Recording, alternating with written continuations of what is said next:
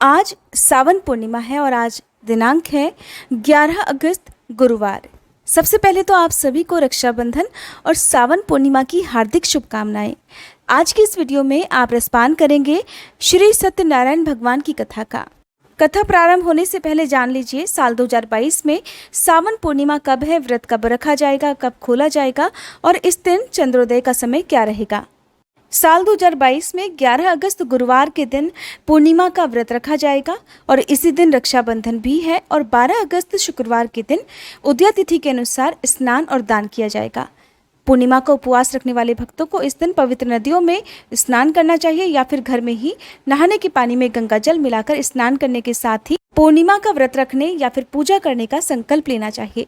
पूर्णिमा तिथि प्रारंभ होगी 11 अगस्त गुरुवार को सुबह 10:39 से और समाप्त होगी 12 अगस्त शुक्रवार की सुबह 7:05 पर। अगले दिन क्योंकि सुबह के समय ही पूर्णिमा तिथि समाप्त हो जाएगी, इसलिए व्रत केवल 11 अगस्त को ही रखा जाएगा।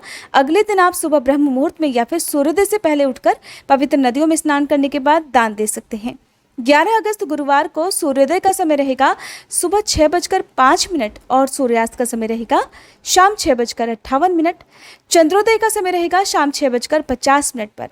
रात की पूजा चंद्रोदय के समय करने के बाद ही पूर्णिमा का व्रत पूर्ण हो जाता है। इस दिन चंद्र देवता की पूजा जरूर करनी चाहिए। 12 अगस्त शुक्रवार को सूर्योदय का समय रहेगा सुबह 6:05 और सूर्यास्त का समय रहेगा शाम 6:58 पर। इस दिन चंद्रोदय का समय रहेगा शाम 7:38 पर। हालांकि पूर्णिमा के व्रत में जो चंद्र देवता की पूजा की जाती है वो उस तिथि को ही की जाती है जब पूर्णिमा तिथि भी हो और उसी तिथि में चंद्रोदय का समय भी प्राप्त होता हो। पूर्णिमा पूजा विधि की वीडियो हमारे चैनल पर अपलोडेड है। आइए अब सुनते हैं श्री सत्यनारायण भगवान की कथा। सच्चे मन से सुनी गई इस कथा से भगवान श्री सत्यनारायण सदा प्रसन्न रहते हैं और ऐसे भक्तों पर अपना आशीर्वाद सदा बनाए रखते हैं।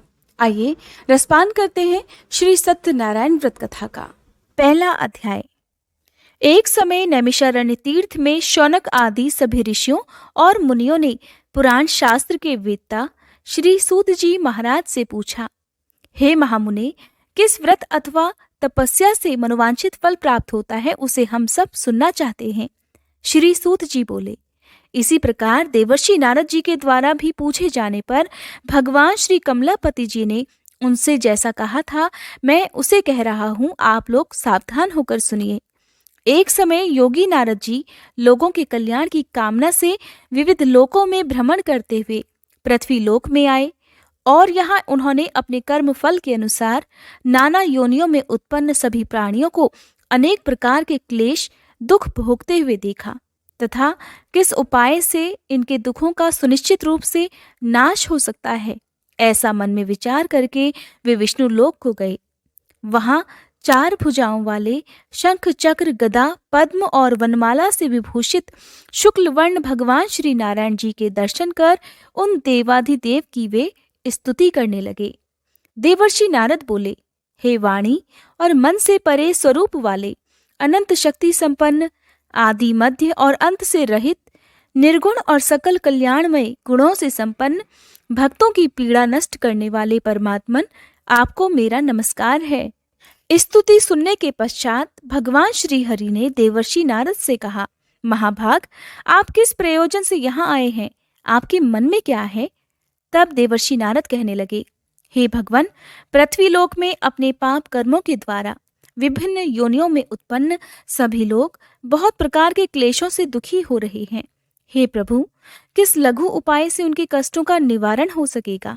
यदि आपकी कृपा मेरे ऊपर हो तो वह सब मैं सुनना चाहता हूँ। आप कृपा पूर्वक ये सब मुझे बताएं।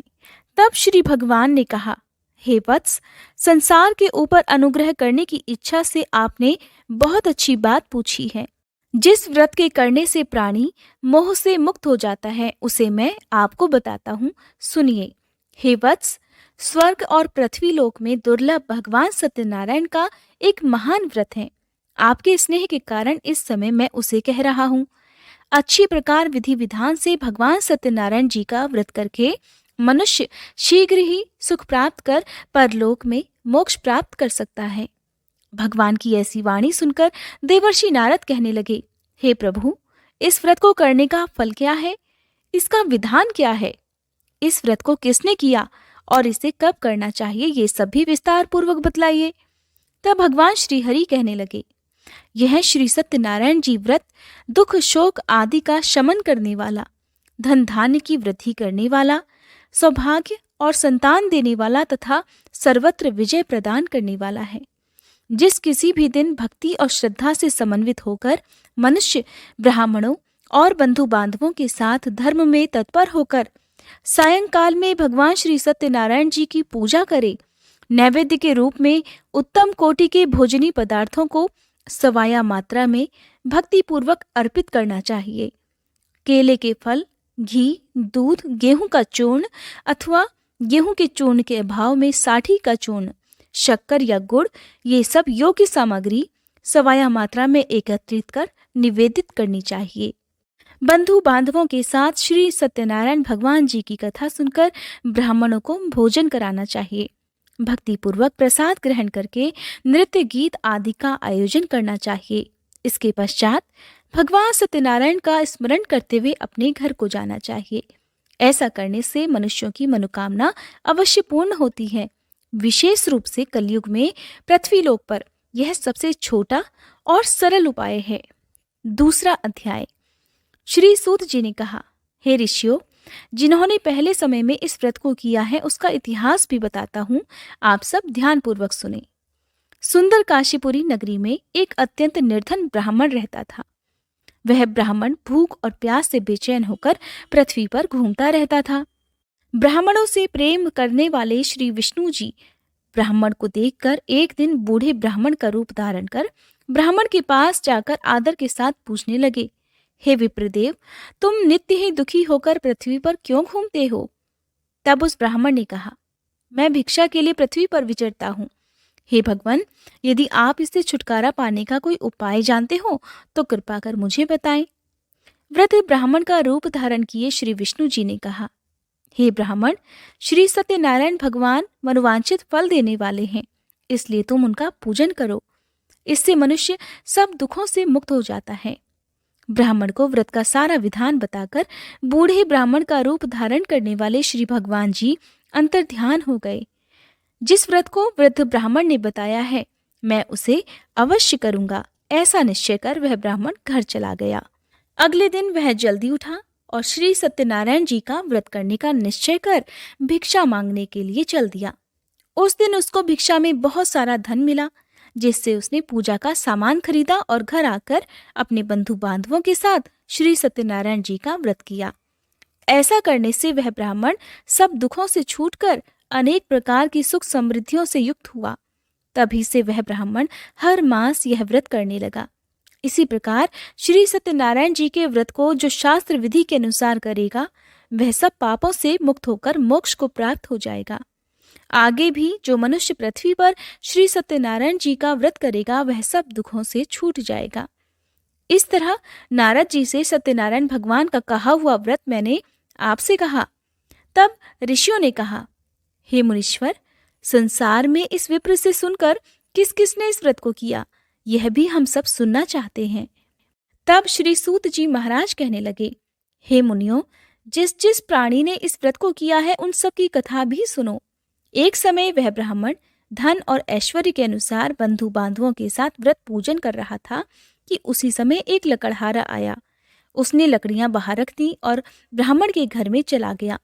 प्यास से व्याकुल लकड़हारे ने ब्राह्मण को व्रत करते हुए देखा तो वह अपनी प्यास को भूल गया। उसने ब्राह्मण को नमस्कार किया और पूछा, हे ब्राह्मण देवता, आप यह किसका पूजन कर रहे हैं? इस व्रत को करने से क्या फल मिलता है, कृपया कर मुझे भी बताएं। तब ब्राह्मण ने कहा, सब मनोकामनाओं को पूर्ण करने वाला यह श्री सत्यनारायण जी का व्रत है। इनकी ही कृपा से मेरे यहाँ धन धान्य आदि की वृद्धि हुई है। विप्र से इस व्रत के बारे में जानकर वह लकड़हारा बहुत प्रसन्न हुआ। भगवान का चरणामृत लेकर और भोजन करने के बाद वह अपने घर को चला गया। अगले दिन लकड़हारे ने अपने मन में निश्चय किया कि आज गांव में लकड़ी बेचने से जो भी धन मिलेगा, मैं उसी से भगवान सत्यनारायण का उत्तम व्रत करूंगा। ऐसा मन में विचार कर वह लकड़हारा लकड़ियां लेकर अपने सिर पर रखकर जिस नगर में धनवान लोग रहते थे वहां चला गया। उस दिन लकड़हारे को लकड़ियों के बदले चौगुने दाम मिले। अब वह बूढ़ा लकड़हारा बहुत प्रसन्न होकर पके केले, शक्कर, शहद, घी, दूध, दही और गेहूं का चूर्ण इत्यादि श्री सत्यनारायण भगवान के व्रत की सभी सामग्री लेकर अपने घर आ गया।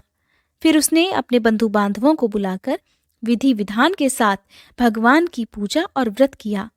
उस व्रत के प्रभाव से वह बूढ़ा लकड़हारा धन, पुत्र आदि से युक्त हुआ और संसार के समस्त सुख भोगकर वैकुंठ को चला गया। तीसरा अध्याय। श्री सूत जी ने कहा, हे श्रेष्ठ मुनियों, अब एक और कथा कहता हूँ। पूर्व काल में उल्कामुख नाम का एक बुद्धिमान राजा था। वह सत्य वक्ता और जितेंद्रिय था। प्रतिदिन मंदिरों में जाता और गरीबों को धन देकर उनके कष्ट दूर किया करता था। उसकी पत्नी सुंदर और सती साध्वी थी। भद्रशिला नदी के तट पर उन दोनों ने श्री सत्यनारायण भगवान जी का व्रत किया। साधु नामक एक वैश्य राजा को व्रत करते देखकर उनसे पूछने लगा, हे राजन, भक्ति युक्त मन से आप यह क्या कर रहे हैं? मेरी सुनने की इच्छा है। तब महाराज उल्कामुख ने कहा, हे साधु वैश्य, मैं अपने बंधु बांधवों के साथ संतान प्राप्ति के लिए महाशक्तिमान सत्यनारायण भगवान जी का व्रत और पूजन कर रहा हूँ। तब उसने कहा, हे राजन, मुझे भी इस सब का विधि विधान बताइए। मैं भी आपके कहे अनुसार इस व्रत को करूंगा। मुझे कोई संतान नहीं है और मुझे विश्वास है कि इससे निश्चय ही मेरे यहाँ भी संतान होगी। राजा से सब विधान सुनकर व्यापार से निवृत्त होकर वह वैश्य खुशी खुशी अपने घर आ गया। वैश्य ने अपनी पत्नी लीलावती से संतान देने वाले उस व्रत का समाचार सुनाया और निश्चय किया कि जब हमारे यहाँ संतान होगी तब मैं भी इस व्रत को करूंगा। एक दिन उसकी पत्नी लीलावती सांसारिक धर्म में प्रवृत्त होकर गर्भवती हो गई। उसने एक सुंदर कन्या को जन्म दिया। कन्या का नाम कलावती रखा गया। इसके बाद लीलावती ने अपने पति को याद दिलाया कि आपने जो भगवान का व्रत करने का संकल्प लिया था, अब आप उसे पूरा कीजिए। साधु वैश्य ने कहा, हे प्रिय, मैं कन्या के विवाह पर इस व्रत को अवश्य करूंगा। इस प्रकार अपनी पत्नी को आश्वासन देकर वह व्यापार करने चला गया। काफी दिनों के बाद वह लौटा तो उसने नगर में सखियों के साथ अपनी पुत्री को खेलते देखा। वैश्य ने तुरंत कलावती के लिए कोई सुयोग्य वर की तलाश की। कंचन नगर के एक सुयोग्य वणिक पुत्र से अपने बंधु बांधवों सहित प्रसन्न मन से अपनी पुत्री का विवाह उसके साथ कर दिया। वैश्य विवाह के समय भी सत्यनारायण भगवान का व्रत करना भूल गया। इस पर श्री सत्यनारायण भगवान की लीला हुई। अपने कार्य में कुशल साधु नामक वैश्य अपने जमाता सहित नाव को लेकर व्यापार करने के लिए समुद्र के समीप स्थित रत्नसारपुर नगर में गया। दोनों ससुर और जमाई राजा चंद्रकेतु के नगर में व्यापार करने लगे। एक दिन भगवान सत्यनारायण की माया से प्रेरित एक चोर राजा का धन चुराकर भागा जा रहा था।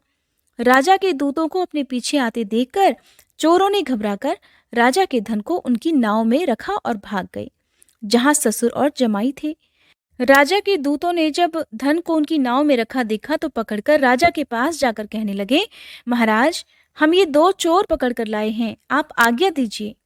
राजा ने कारागार में डालने की आज्ञा दे दी। इस प्रकार राजा की आज्ञा से उनको कठिन कारावास में डाल दिया गया तथा उनका सारा धन भी ले लिया गया। सत्यनारायण भगवान जी की लीला के अनुसार साधु वैश्य की पत्नी लीलावती और पुत्री कलावती भी घर पर बहुत दुखी हुई। उनके घर में रखा हुआ सारा धन चोर चुरा कर ले गए। एक दिन शारीरिक और मानसिक पीड़ा से और भूख प्यास से अति दुखित होकर भोजन की चिंता में कलावती एक ब्राह्मण के घर गई। उसने श्री सत्यनारायण भगवान का व्रत होते देखा। उसने कथा सुनी और प्रसाद ग्रहण कर रात को घर आई। तब माता ने कलावती से पूछा, हे पुत्री, तू अब तक कहाँ रही और तेरे मन में क्या है? तब कलावती कहने लगी, हे माता, मैंने श्री सत्यनारायण भगवान का व्रत होते देखा है। तब कलावती के वचन सुनकर लीलावती ने सत्यनारायण भगवान जी के पूजन की तैयारी की।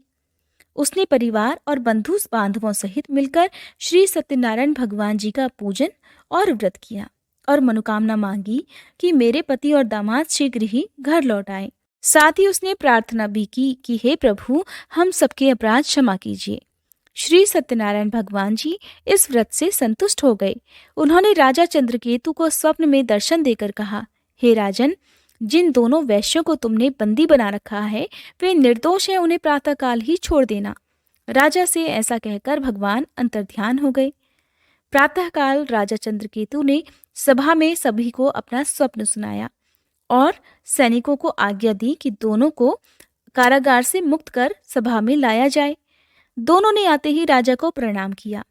तब राजा उनसे कहने लगा, हे महानुभावों, तुम्हें अज्ञानतावश ऐसा दुख प्राप्त हुआ है, अब तुम्हें कोई भय नहीं है, अब तुम दोनों मुक्त हो।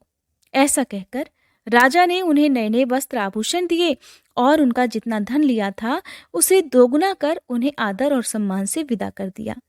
इस प्रकार दोनों वैश्य अपने घर को चल दिए। चौथा अध्याय।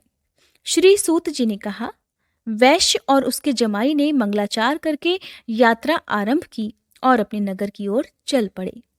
थोड़ी ही दूर आगे बढ़े थे कि एक दंडी वेशधारी श्री भगवान जी उन्हें मिले और उनसे पूछने लगे, हे वैश्य, तेरी नाव में क्या है? अभिमानी वणिक हंसता हुआ कहने लगा, हे दंडी, आप क्यों पूछते हैं? क्या धन लेने की इच्छा है? मेरी नाव में तो बेल और पत्ते भरे हैं।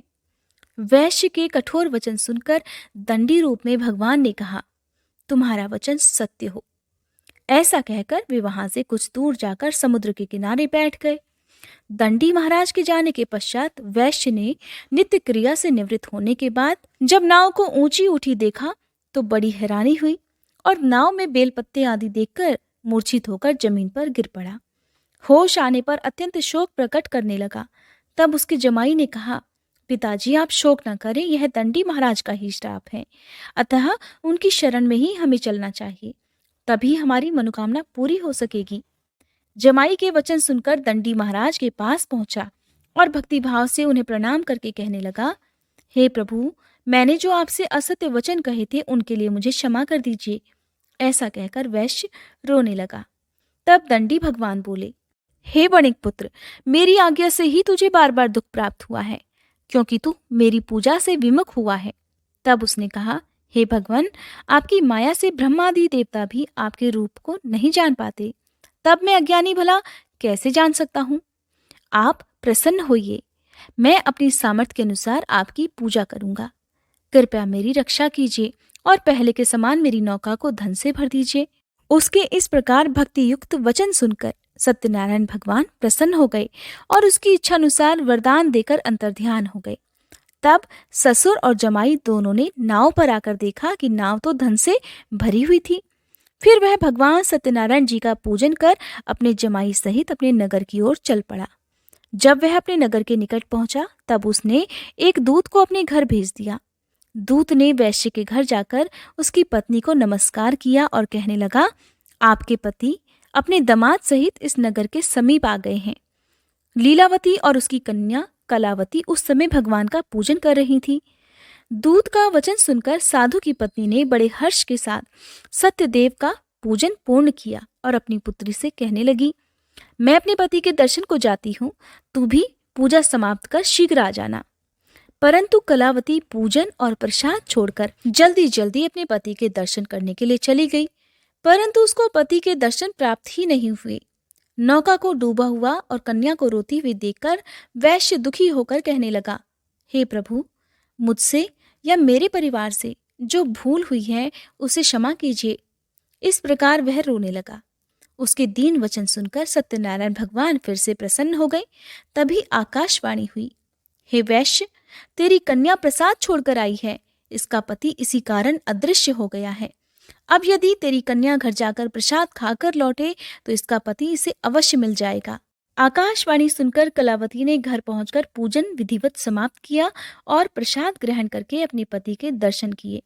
तत्पश्चात वैश्य ने वहीं बंधु बांधवों सहित भगवान सत्यनारायण का विधिपूर्वक पूजन किया और वह इस लोक के सभी सुख भोगकर अंत में स्वर्गलोक को चला गया।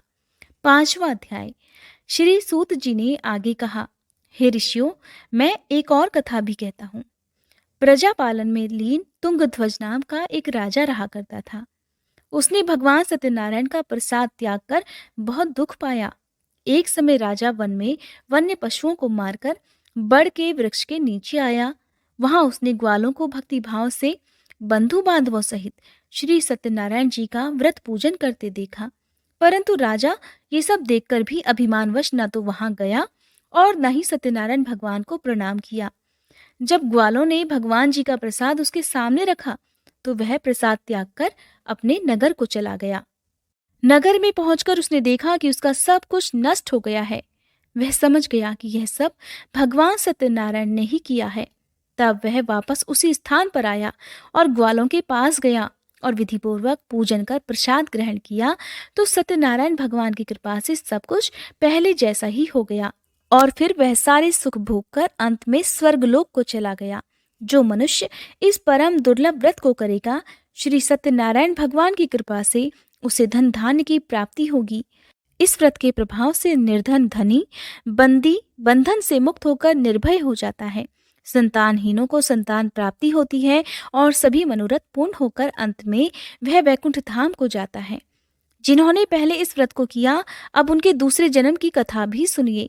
शतानंद नामक ब्राह्मण ने सुदामा के रूप में जन्म लेकर भगवान कृष्ण की भक्ति कर मोक्ष प्राप्त किया। उल्कामुख नाम के महाराज राजा दशरथ बने और श्री रंगनाथ जी का पूजन कर वैकुंठ को प्राप्त हुए। साधु नाम के वैश्य ने धर्मात्मा और सत्य प्रतिज्ञ राजा मोरध्वज बनकर अपने पुत्र को आरे से चीरकर मोक्ष को प्राप्त हुए। महाराज तुंगध्वज स्वयंभू मनु हुए। उन्होंने बहुत से लोगों को भगवान की भक्ति में लीन कर मोक्ष प्राप्त किया और वह लकड़हारा भील अपने अगले जन्म में गुह नामक निषाद राजा हुआ, जिसने भगवान श्री राम के चरणों की सेवा कर मोक्ष प्राप्त किया। सत्यनारायण भगवान व्रत कथा समाप्त। प्रेम से बोलिए श्री सत्यनारायण भगवान की जय। अगर आज की ये वीडियो आपको पसंद आई हो तो प्लीज वीडियो को लाइक जरूर कीजिएगा।